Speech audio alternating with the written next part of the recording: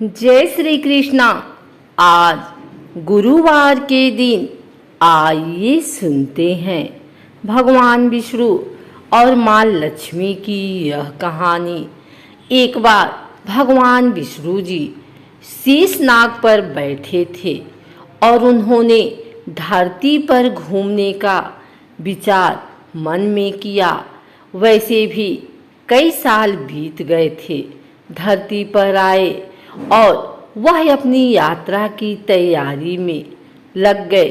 स्वामी को तैयार होता देखकर माँ लक्ष्मी ने पूछा, आज सुबह सुबह कहाँ जाने की तैयारी हो रही है? विष्णु जी ने कहा, हे लक्ष्मी, मैं धरती लोक पर घूमने जा रहा हूँ। कुछ सोचकर माँ लक्ष्मी ने कहा, हे देव, क्या मैं आपके साथ चल सकती हूँ?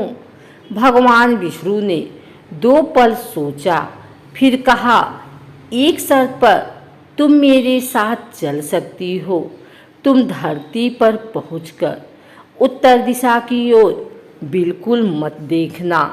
इसके साथ ही माता लक्ष्मी ने हाँ कह के अपनी मनवाली कर ली और सुबह सुबह माँ लक्ष्मी और भगवान विष्णु धरती पर पहुंच गए। अभी सूर्य देवता निकल रहे थे। रात में बरसात हुई थी। चारों ओर हरियाली ही हरियाली थी। उस समय चारों ओर बहुत शांति थी और धरती बहुत ही सुंदर दिख रही थी।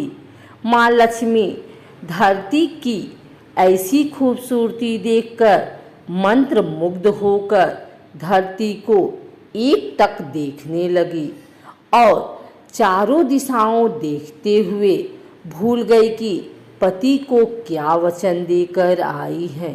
चारों ओर देखती हुई कब उत्तर दिशा की ओर देखने लगी, पता ही नहीं चला। उत्तर दिशा में माँ लक्ष्मी को एक बहुत ही सुंदर बगीचा नजर आया और उस तरफ से भीनी भीनी खुशबू आ रही थी और बहुत ही सुंदर सुंदर फूल खिले थे। यह एक फूलों का खेत था और माँ लक्ष्मी बिना सोचे समझे उस खेत में गई और एक सुंदर सा फूल तोड़ लाई। लेकिन यह क्या, जब माँ लक्ष्मी भगवान विष्णु के पास वापस आई तो भगवान विष्णु की आंखों में आंसू थे और भगवान विष्णु ने माँ लक्ष्मी को कहा कि भी किसी से बिना पूछे उसका कुछ भी नहीं लेना चाहिए और साथ ही अपना वचन भी याद दिलाया। माँ लक्ष्मी को अपनी भूल का पता चला तो उन्होंने भगवान विष्णु से इस भूल की माफ़ी मांगी। तो भगवान विष्णु ने कहा कि जो तुम भूल की हो उसकी सज़ा तो तुम्हें ज़रूर मिलेगी। जिस माली के खेत से तुम बिना पूछे फूल तोड़ी हो, यह एक प्रकार की चोरी है। इसलिए अब तुम 3 साल तक माली के घर नौकर बनकर रहो। उसके बाद मैं तुम्हें बैकुंठ में वापस बुलाऊंगा। माँ लक्ष्मी ने चुपचाप सर झुकाकर हाँ कर दी और माँ लक्ष्मी एक गरीब औरत का रूप धारण करके उस खेत के मालिक के घर गई। घर क्या, एक झोपड़ा था और मालिक का नाम माधव था। माधव की बीवी 2 बेटे और 3 बेटियां थी। सभी उस छोटे से खेत में काम करके किसी तरह से गुजारा करते थे।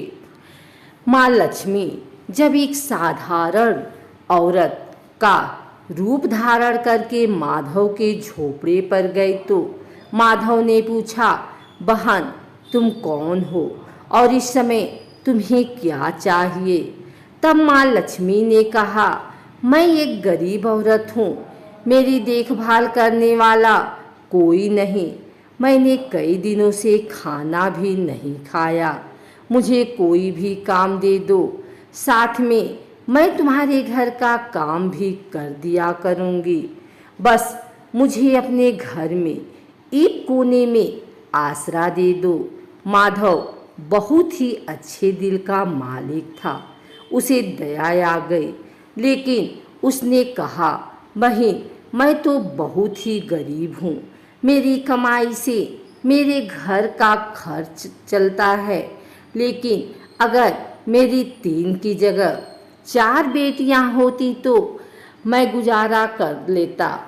अगर तुम मेरी बेटी बन जाओ और रूखा सूखा हम खाते हैं उसको खाकर खुश रह सकती हो तो बेटी अंदर आ जाओ।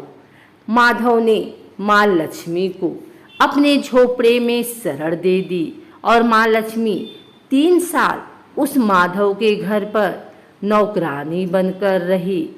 जिस दिन माँ लक्ष्मी माधव के घर आई थी, उस दिन के दूसरे दिन ही माधव को इतनी आमदनी हुई फूलों से कि शाम को एक गाय खरीद ली। फिर धीरे धीरे माधव ने काफ़ी ज़मीन खरीद ली और सबने अच्छे अच्छे कपड़े भी बनवा लिए और फिर एक बड़ा पक्का घर भी बनवा लिया। बेटियों और बीवी ने गहने भी बनवा लिए और अब मकान भी बहुत बड़ा बना लिया था। माधव हमेशा सोचता था कि मुझे यह सब इस महिला के आने के बाद मिला है। इस बेटी के रूप में मेरी किस्मत आ गई है। मेरी और अब 2.5 साल बीत गए थे, लेकिन माँ लक्ष्मी अब भी घर में और खेत में काम करती थी। एक दिन माधव जब अपने खेतों से काम खत्म करके घर आया तो उसने अपने घर के सामने द्वार पर एक देवी स्वरूप गहनों से लदी एक औरत को देखा। ध्यान से देखकर पहचान गया और यह तो मेरी मुँह बोली चौथी बेटी यानी वही औरत है। पहचान गया कि यह तो माँ लक्ष्मी है। अब तक माधव का पूरा परिवार बाहर आ गया था और सब हैरान होकर माँ लक्ष्मी को देख रहे थे। माधव बोला, हे माँ, हमें माफ़ कर, हमने अनजाने में ही घर और खेत में काम करवाया है। माँ, यह कैसे अपराध हो गया है। माँ, हम सबको माफ़ कर दे। अब माँ लक्ष्मी मुस्कुराई और बोली, हे माधव, तुम बहुत ही अच्छे और दयालु व्यक्ति हो। तुमने मुझे अपनी बेटी की तरह रखा, अपने परिवार के सदस्य की तरह।